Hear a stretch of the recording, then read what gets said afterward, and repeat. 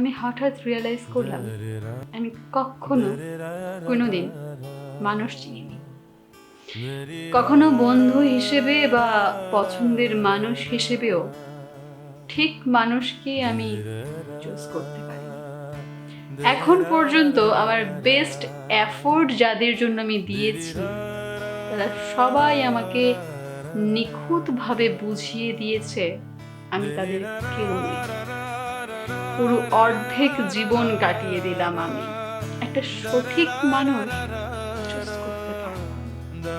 এই ব্যর্থতা তাদের না, এই ব্যর্থতাটা কেবল আমার, শুধুই আমার, যে অর্ধেক জীবন পার করে দেওয়ার পরও আমি আজও একটা ঠিকঠাক